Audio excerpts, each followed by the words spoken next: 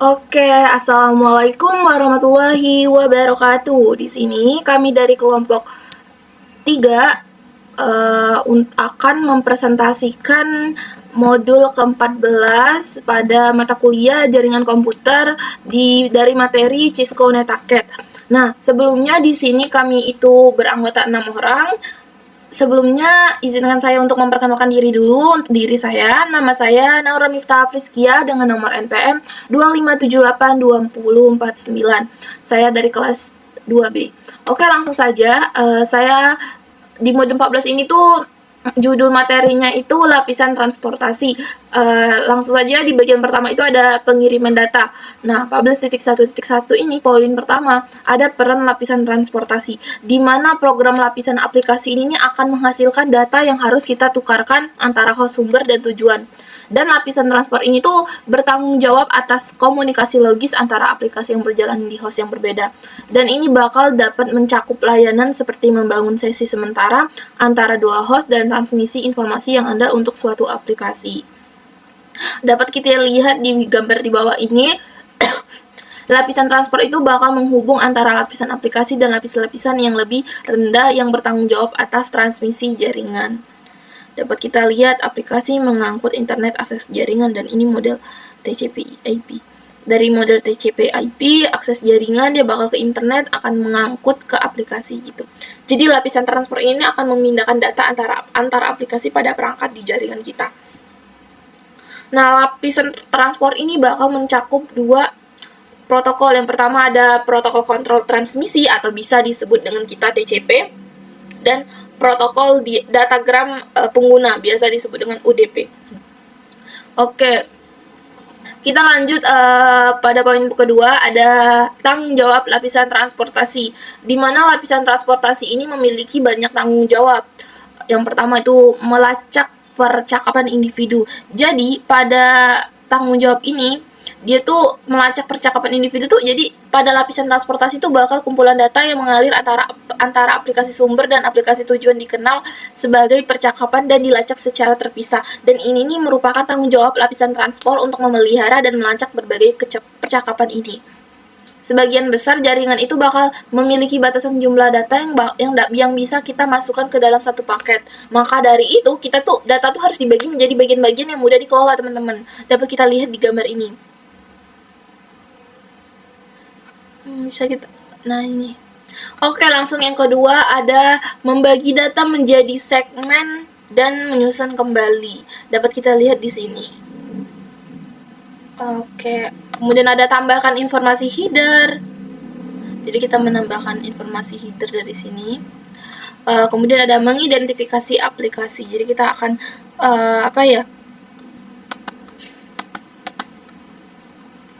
Jadi kita tuh bakal memisahkan dan mengelola komunikasi dengan kebutuhan transport yang berbeda untuk meneruskan aliran data ke aplikasi yang tepat gitu. Oke, yang terakhir ada multiplexing percakapan. Jadi dia bakal membaca percakapan dari si aplikasi ini, teman-teman. Oke, langsung saja di poin ketiga, Pak, di bagian 14.1.3 ini ada protokol lapisan transportasi, di mana IP itu bakal berkaitan dengan struktur pengalamatan dan perautan paket. Jadi IP itu nggak bakal menentukan bagaimana pengiriman atau transportasi paket tersebut berlangsung. Nah, protokol lapisan transport itu bakal menentukan cara mentransfer pesan antar host dan bertanggung jawab untuk mengelola persyaratan keandalan suatu percakapan. Lapisan transport mencakup protokol TCP dan UDP.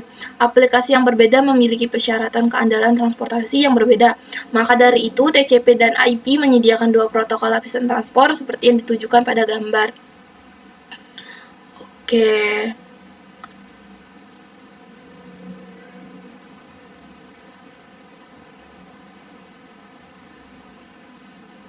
Di sini ada 14.1.4 ini ada protokol kontrol transmisi TCP. Jadi IP itu bakal berkaitan dengan struktur pengalaman dan perautan paket dari pengirim asli ke tujuan akhir. Jadi IP itu nggak bakal bertanggung jawab untuk menjamin pengiriman atau menentukan apakah koneksi antara pengirim dan penerima itu perlu dibuat. Jadi TCP itu dianggap sebagai protokol lapisan transport yang handal dan lengkap yang memastikan bahwa semua data itu sampai ke tujuan. TCP itu bakal mencakup bidang-bidang yang memastikan pengiriman data aplikasi. Bidang-bidang ini diperlukan pemrosesan tambahan oleh host, pengirim, dan penerima. Jadi, catatan TCP itu bakal membagi data menjadi beberapa segmen. Transport TCP analog dengan pengiriman paket yang dilacak dari sumber ke tujuan. Jadi, jika pemesan pengiriman dibagi menjadi beberapa paket, pelanggan tuh dapat memeriksa secara online untuk melihat urutan pengirimnya. TCP itu akan menyediakan keandalan dan kontrol aliran menggunakan operasi dasar berikut.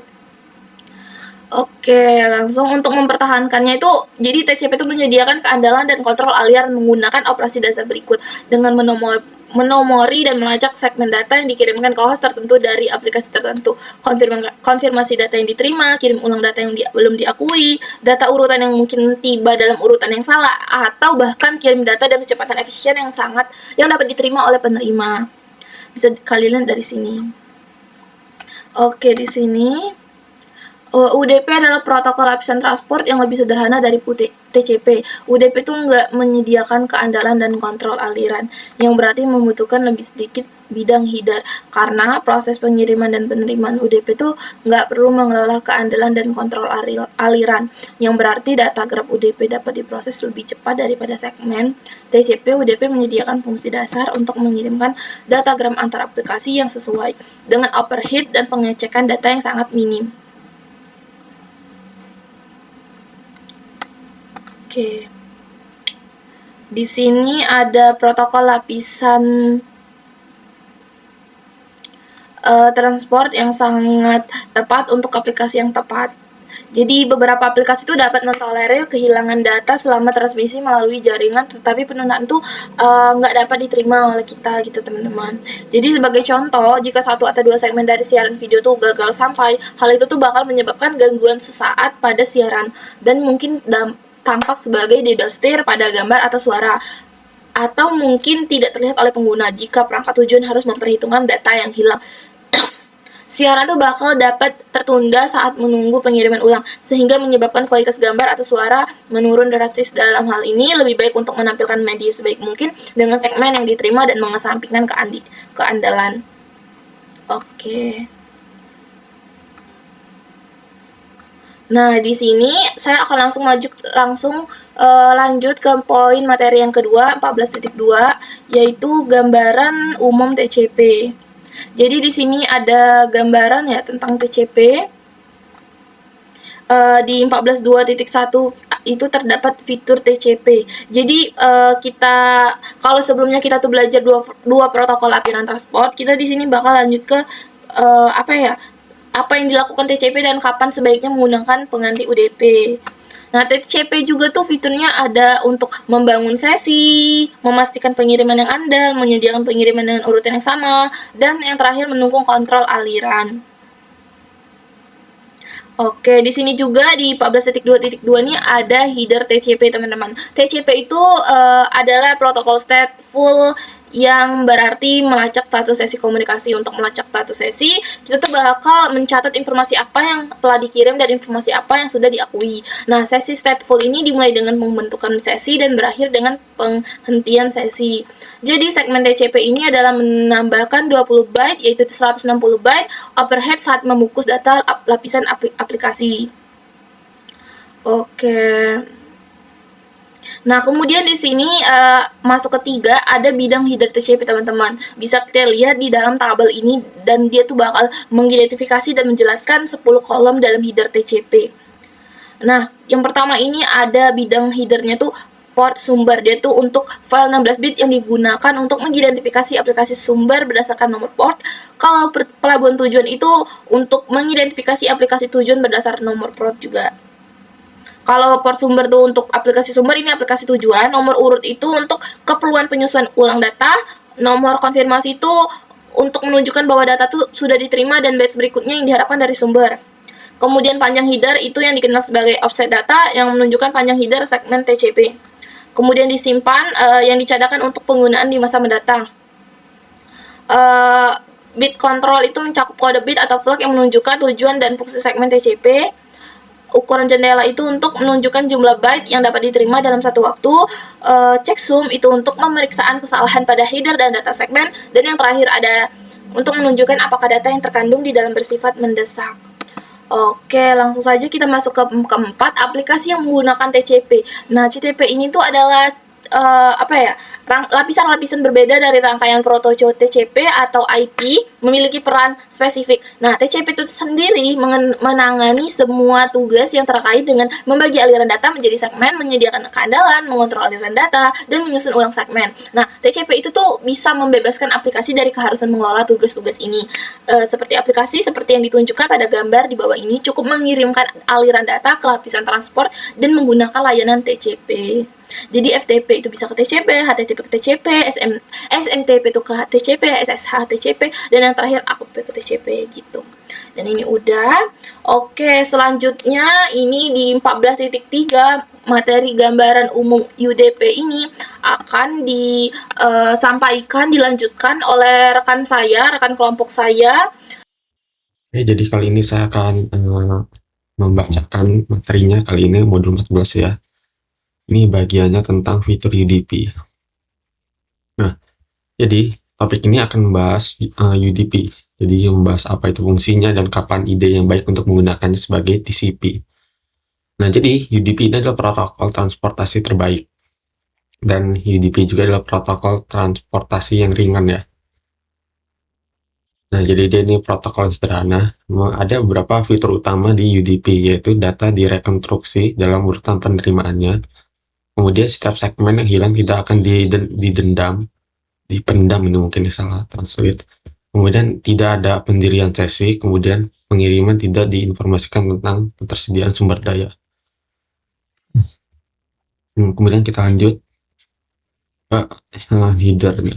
Jadi di sini kalau kita lihat ada header dari si UDP ya, atau kalau header ini tampilan awalnya seperti tampilan awalnya. Di sini ada portnya, port sumbernya itu 16. Kemudian jumlah byte-nya di sini dia 8 ya. Di sini ada lapisan aplikasi, ukurannya bervariasi, bisa bermacam-macam untuk UDP. Kemudian di sini ada bidang header UDP-nya.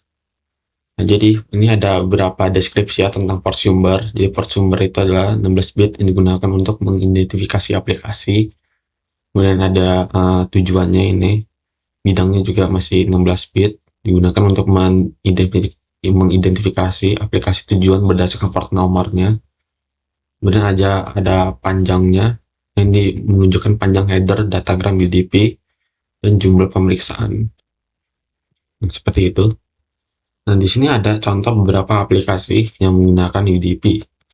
Ada 3 aplikasi yang paling cocok untuk menggunakan UDP, yaitu aplikasi video multimedia langsung. Contohnya termasuk VOD dan video streaming langsung seperti streaming di YouTube atau di Instagram ya, untuk penggunaan aplikasi UDP tersendiri. Dan ada permintaan dan balasan sederhana. Contohnya termasuk di mana transaksi sederhana di mana host mengirim permintaan dan mungkin tidak menerima balasan, masuk DNS dan DHCP. Nah, aplikasi menangani kendalaannya sendiri, komunikasi searah di mana kontrol aliran, deteksi kesalahan, pengakuan dan pemulihan kesalahan tidak diperlukan. Nah, di sini untuk gambar pemetaannya ya, bagaimana UDP itu bekerja dari IP kemudian ke UDP. Nah, UDP ini bisa kemana-mana ya, bisa ke DHCP, DNS, VoLP, konferensi video, FTP. Nah, kemudian di sini ada beberapa pertanyaan ya, yang mungkin bisa isi sendiri saja. Nah, itu untuk penjelasan dari 14.3 tentang UDP. Halo semua, saya Krosela Rahmadewi dengan NPM 257822093 dari kelas TRI 2D. Pada kali ini saya akan menjelaskan pada bagian 14.4 mengenai port numbers. Jadi pada materi ini kita akan membahas tentang port number atau nomor port ya. Jadi nomor port itu digunakan oleh protokol TCP dan UDP untuk membedakan aplikasi atau layanan yang sedang melakukan komunikasi melalui jaringan. Nah, dengan adanya nomor port ini, satu perangkat itu dapat menjalankan beberapa komunikasi secara bersamaan, kayak seperti membuka website, mengirim email, melakukan transfer file, dan mengakses perangkat dari jarak jauh. Nah, yang pertama ada 14.4.1 mengenai multiple multi-rate communication. Jadi di Jadi TCP dan UDP itu kan menggunakan nomor port untuk mengatur beberapa komunikasi yang berjalan secara bersamaan. Nah, di dalam header TCP dan UDP itu terdapat dua jenis nomor port, yaitu ada source port dan destination port. Nah, source port itu adalah nomor port yang digunakan oleh aplikasi pada perangkat pengirim. Nomor ini biasanya dibuat secara otomatis oleh sistem operasi untuk membedakan setiap komunikasi yang dilakukannya. Sedangkan kalau yang destination port ini adalah nomor port yang digunakan untuk menunjukkan layanan yang ingin diakses pada perangkat tujuan. Sebagai contoh itu ketika pengguna membuka sebuah website ya, lalu komputer itu akan membuat source portnya secara otomatis. Nah, kemudian permintaan tersebut akan dikirimkan ke destination port 80 ya, karena port 80 itu digunakan untuk layanan HTTP. Jadi setiap komunikasi biasanya menggunakan source port yang berbeda. Hal ini memungkinkan komputer membuka beberapa halaman website atau menjalankan beberapa aplikasi jaringan secara bersamaan.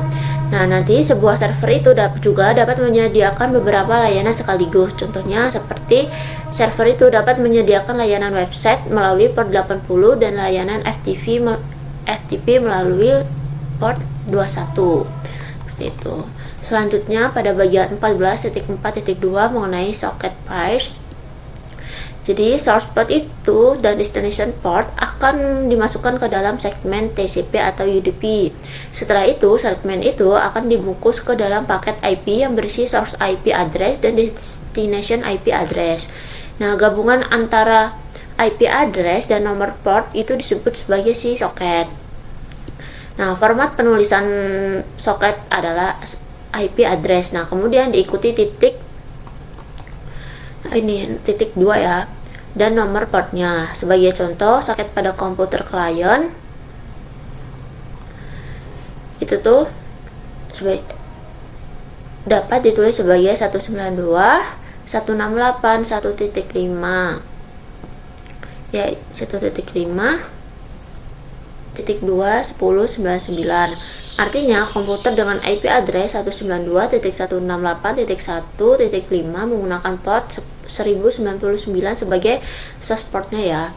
Sedangkan soket pada web server itu dapat ditulis sebagai 192.168.7.2.80 yang artinya server dengan IP address 192.168.1.7 menyediakan layanan website melalui port 80. Nah, gabungan antara soket klien dan soket server ini disebut sebagai soket pair ya. Contohnya ada ini 192.168.10.99 dan 192.168.1.7.2.80. Nah, pada contoh di materi ini, komputer kalian juga melakukan koneksi FTP ya, dan berkomunikasi web tetap dapat dibedakan karena menggunakan nomor port yang berbeda. Nah, source port ini juga berfungsi seperti alamat pengembalian. Ketika server mengirimkan respon, transport layer akan melihat nomor port tersebut agar dapat diteruskan kepada aplikasi yang benar. Seperti itu. Kemudian di 14.4.3 mengenai port number groups. Jadi nomor port itu memiliki ukuran 16 bit ya. Oleh karena itu, port itu yang tersedia dimulai dari 0 sampai 65.535. Nah, pembagian dan pengaturan port dilakukan oleh Internet Axi-Net Numbers Authority atau IANA ya, atau AINA.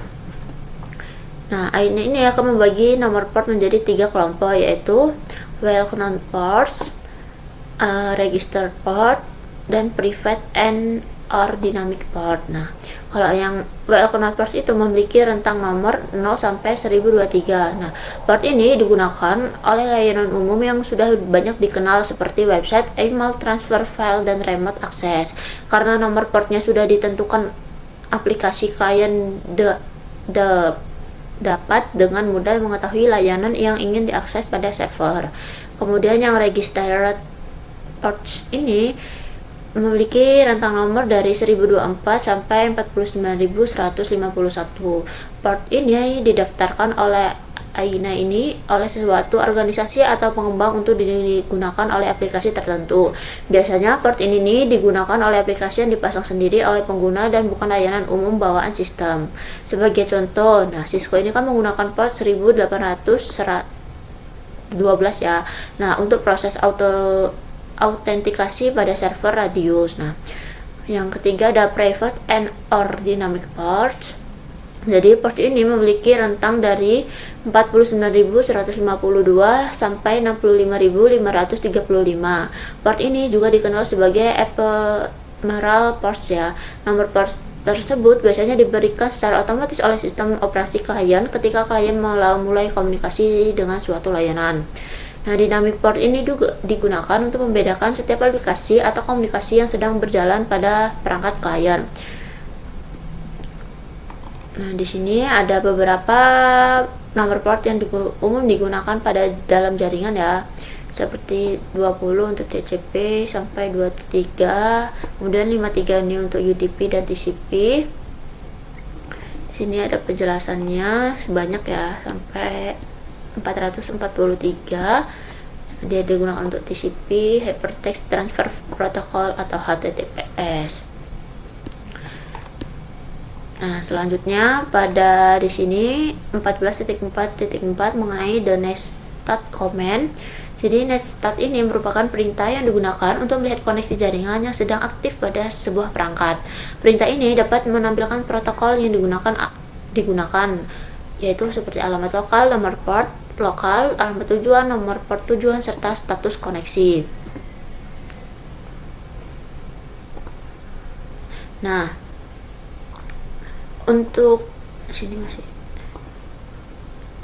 menjalankan netstat pada Windows, kita dapat membuka command prompt kemudian mengetik perintah netstat ya ini. Pada hasil netstat itu terdapat beberapa informasi. Bagian proto ini menunjukkan protokol yang digunakan, misalnya TCP. Bagian lokal address menunjukkan IP address dan nomor port pada perangkat kita. Nah, bagian foreign address menunjukkan IP address dan nomor port perangkat tujuan, sedangkan bagian state menunjukkan kondisi koneksi. Nah, sebagai contoh, status stabilizer artinya koneksi antara perangkat lokal dan perangkat tujuan sedang aktif. Nah, peringkat netstat ini juga penting dalam keamanan jaringan. Koneksi TCP yang tidak dikenal dapat menunjukkan bahwa terdapat aplikasi atau pihak lain yang sedang terhubung dengan perangkat kita. Secara default, netstat ini dapat menampilkan nama domain dan nama layanan. Agar IP address dan nomor port itu dapat ditampilkan dalam bentuk angka, kita juga dapat menggunakan perintah seperti netstat min-add. Jadi dapat disimpulkan bahwa nomor port yang digunakan untuk membedakan layanan dan aplikasi dalam komunikasi jaringan. Nah, soket itu tuh merupakan gabungan antara IP address dan nomor port ya, sedangkan soket pipe itu merupakan gabungan antara soket klien dan soket server. Nah, kemudian perintah netstat ini digunakan untuk melihat koneksi yang sedang aktif pada sebuah perangkatnya. Mungkin cukup sekian ya penjelasan pada bagian 14.4 mengenai port numbers. Selanjutnya akan dilanjutkan oleh teman saya. Perkenalkan, nama saya Salsabila Aulia Zahra dengan NPM 257821111 dari kelas 2D. Nah, di sini saya akan menjelaskan di modul 14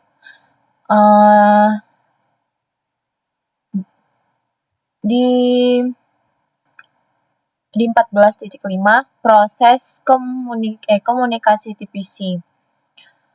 Nah, langsung saja 14.5.1 proses server TPC.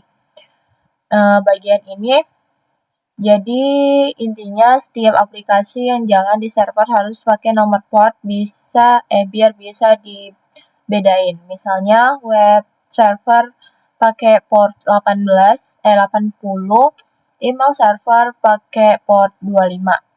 Satu server nggak boleh punya dua layanan yang pakai port yang sama. Bayangin aja kalau dua aplikasi pakai port 80, nanti datanya bakal kacau. Siapa yang menerima yang mana? Nah, passcode mau minta sesuatu ke server, dia kirim permintaan TPC ke port tujuan yang spesifik.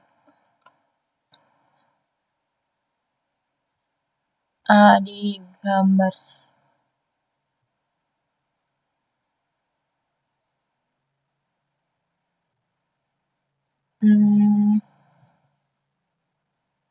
Lalu yang 14.5.2 yaitu pembentukan koneksi TPC. Sekarang yang paling penting gimana cara klien sama server bikin koneksi yang aman. Nama Y3Y hex atau jabat tangan tingkat 3 arah. Bayangin lagi kamu ketemu teman, biasanya kan yang pertama lo sapa dulu. Dia balas sapa, bilang saya juga mau sapa kamu. Kau balas oke, siap. Di TPC prosesnya mirip banget. Langkah yang ini. Lalu yang ke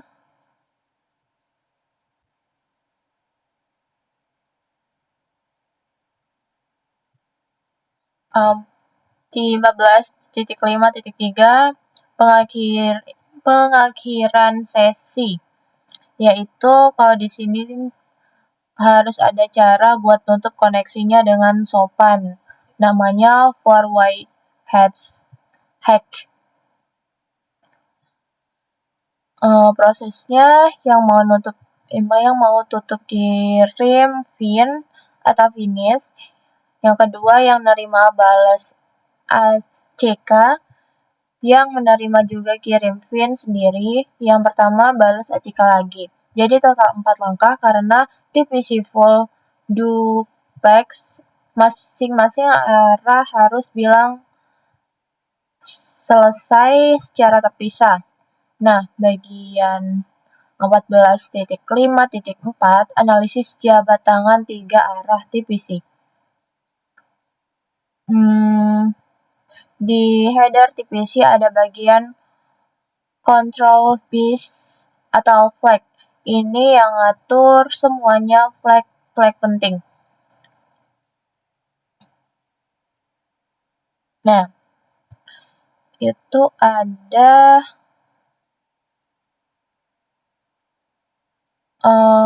URG, yaitu argan pointer, lalu ada ACK, yaitu konfirmasi nerima, ada PSH, itu push data langsung atau urgent, lalu RST, yaitu reset koneksi, biasanya kalau error. Nah, lalu selanjutnya ada SYN, yaitu buat mulai koneksi. Lalu yang terakhir ada fin, mau tutup koneksi. Semua bit ini ada di header TPC dan ngatur status koneksi.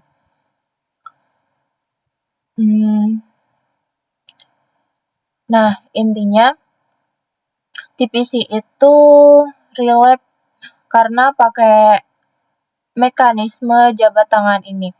Numbering sampai pengaturan flow control, makanya cocok buat aplikasi yang nggak boleh ada data yang hilang, kayak web, email, file transfer, dan lain-lain. Gitu. Mungkin sekian dari saya penjelasan saya. Halo semuanya, perkenalkan nama saya Kejati Sepita Buruginting dengan NPM 25782042. Di sini saya ingin menjelaskan pada mode 14.6. Sini ada keandalan dan kontrol aliran. Langsung saja kita masuk ke 14.6.1, yaitu keandalan TCP atau pengirim yang dijamin dan dipesan. Alasan mengapa TCP adalah protokol yang lebih baik untuk beberapa aplikasi karena tidak seperti UDP. Dia mengirim ulang paket yang dijatuhkan dan nomor paket untuk menunjukkan urutan yang tepat sebelum pengiriman. TCP juga dapat membantu menjaga aliran agar perangkat tidak kelebihan beban. Topik ini membahas fitur-fitur TCP secara rinci. Nah, kemudian di sini ada segmen TCP diurutkan ulang di tujuan. Ini ada segmen yang berbeda, mungkin mengambil rute yang berbeda. Ini bisa dulu. Setelah mengambil rute yang berbeda ke tujuan, segmen tiba di luar urutan. Nah, proses TCP penerima menempatkan data dari segmen ke dalam buffer penerima. Segmen kemudian ditempatkan dalam urutan-urutan yang tepat dan diteruskan ke lapisan aplikasi saat dipasang kembali. Kemudian di sini pada 14.6.2 ada video keandalan TCP. Nanti bisa dilihat langsung aja ya videonya. Selanjutnya masuk ke 14.6.3 yaitu keandalan TCP, kehilangan data dan transmisi ulang. Tidak peduli seberapa banyak desain jaringan, keahlian data terkadang terjadi. TCP menyediakan metode untuk pengelolaan kerugian segmen ini. Di antaranya adalah mekanisme untuk mengirimkan ulang segmen data yang tidak diakui. Nomor urut SEQ dan nomor pengakuan ACK digunakan bersama untuk mengonfirmasi penerimaan bit data yang terkandung dalam segmen yang ditransmisikan.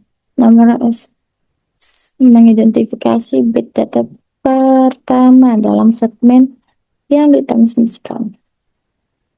TCP menggunakan nomor ACK untuk yang dikirim kembali ke sumber untuk menunjukkan bit berikutnya yang diharapkan penerima untuk diterima. Ini disebut pengakuan ekspektasi. Nah, di sini juga ada contoh gambarnya. Kemudian di sini juga ada. Nah, pada 14.6.4 di sini ada video TCP kehilangan data dan transmisi ulang. Selanjutnya kita masuk ke 14.6.5 yaitu kontrol aliran TCP, ukuran jendela dan ucapan terima kasih. TCP juga menyediakan mekanisme untuk kontrol aliran. Kontrol aliran adalah jumlah data yang dapat diterima dan diproses oleh tujuan dengan andal. Kontrol aliran juga membantu menjaga keandalan transmisi TCP dan menyesuaikan laju aliran data sumber dan tujuan untuk sesi tertentu. Untuk mencapai ini, header TCP menyertakan bidang 16 bit yang disebut ukuran jendela. Nah, di sini ada gambar yang menunjukkan contoh ukuran jendela dan ucapan terima kasih. Ini yang saya gambarnya. Nah, selanjutnya kita masuk ke kontrol aliran TCP. Itu ukuran segmen maksimum atau MSS. Pada gambar sumber transmisikan 1460 bit data dalam setiap segmen TCP. Ini biasanya ukuran segmen maksimum MSS yang dapat diterima perangkat tujuan. MSS adalah bagian dari bidang opsi di header TCP yang menentukan jumlah data terbesar dalam bit yang dapat diterima perangkat dalam satu segmen TCP. Ukuran MSS tidak menyertakan header TCP. MSS biasanya disertakan selama jabat tangan 3 arah. Nah, di sini ada contoh gambarnya teman-teman. Selanjutnya ke 14.6.7 kontrol aliran TCP. Menghindari kemacetan. Ketika kemacetan terjadi pada jaringan, itu mengakibatkan paket dibuang ke router yang kelebihan beban. Ketika paket yang berisi segmen TCP tidak mencapai tujuan, paket tersebut tidak diakui dengan menentukan tingkat pengiriman segmen TCP, tetapi tidak diakui. Sumber dapat mengasumsikan tingkat kemacetan jaringan tertentu. Nah, di sini kontrol itu saya tidak mendapatkan pengakuan. Saya harapkan dari PCB saya akan mengurangi jumlah bit yang saya kirim sebelum mendapatkan pengakuan. Nah, Di sini ada 14.6.8 pemahaman. Dan ini nanti dikerjakan sendiri-sendiri ya teman-teman. Baik, mungkin segitu saja yang bisa saya jelaskan pada materi modul 14.6 ini. Saya mengucapkan terima kasih. Kenalkan, nama saya De Anggraini dari kelas 2B dengan NPM 2578236. Di sini saya akan melanjutkan materi yang telah dipaparkan oleh rekan saya sebelumnya. Selanjutnya kita masuk ke dalam 14.7 yaitu komunikasi UDP. Untuk 14.7.1 itu ada overhead rendah UDP versus keandalan. Yang dimana UDP itu tuh menyediakan transportasi data overhead rendah karena memiliki header datagram kecil dan tidak ada lalu lintas manajemen jaringan. Contoh gambarnya seperti ini, ada IP pengiriman, kemudian PC. Untuk pengiriman ini ada data, kemudian jaringan, dan diterima. Dan UDP itu tidak membuat koneksi sebelum mengirim data. Selanjutnya 14.7.2 yaitu perakitan ulang diagram UDP, yaitu seperti segmen dengan TCP. Ketika datagram UDP dikirim ke tujuan, mereka tuh seringkali mengambil jalur yang berbeda dan tiba dalam urutan yang salah. Dan UDP tidak melacak nomor urut seperti yang dilakukan TCP. Dan UDP itu cukup menyusun kembali data sesuai urutan penerimaannya dan meneruskannya ke aplikasi. Jika urutan data penting bagi aplikasi harus mengidentifikasi urutan yang tepat dan menentukan bagaimana data harus diproses. Ini ada contoh gambar di mana UDP itu tidak terhubung dan tidak dapat diandalkan. Yaitu diagram yang berbeda mungkin mengambil rute yang berbeda. Kemudian ada data-data yang diambil menjadi beberapa diagram, yaitu datagram 1 sampai 6. Kemudian setelah mengambil rute yang berbeda ke tujuan, datagram tiba tidak berurutan, yaitu datagram 1 adalah datagram yang tidak berurutan, tidak diurutkan ulang. Kemudian datagram 5 dan 4 itu tuh datagram yang tidak hilang dan tidak dikirim ulang. Kemudian 14.7.3 yaitu proses dan permintaan server UDP. Aplikasi server berbasis UDP itu diberi nomor port yang terkenal atau terdaftar seperti yang ditunjukkan pada gambar ini, yaitu ketika aplikasi atau proses berjalan di server, mereka tuh menerima data yang cocok dengan nomor port yang ditetapkan. Dan ketika UDP menerima datagram yang ditunjukkan untuk salah satu port itu. Ini ada server UDP mendengarkan permintaan, yaitu permintaan DNS klien aplikasi. Itu server akan diterima di port 53 dan permintaan radius klien akan diterima oleh port 1812. Itu permintaan dari DNS klien 1, kemudian ke server. Setelah itu permintaan radius untuk klien 2. Itu juga dia langsung ke server. Kemudian ada 14.7.4 yaitu proses klien UDP. Yaitu komunikasi klien dan server dimulai oleh aplikasi klien yang meminta data dari proses server. Dan proses server UDP itu secara dinamis melihat nomor port yang rentang nomor port dan menggunakan sebagai sumber port untuk perencanaan. Dan port tujuan biasanya itu merupakan nomor port terkenal terdiri yang ditetapkan satu proses server. Kemudian tuh setelah klien memilih port sumber dan tujuan, pasangan port yang sama digunakan ke header untuk datagram dalam transaksi. Untuk data yang dikembalikan ke klien dari server, nomor port sumber dan tujuan di header itu datagram dibalik. Di sini ada instruksi dua host yang meminta layanan dari server autentikasi DNS dan radius.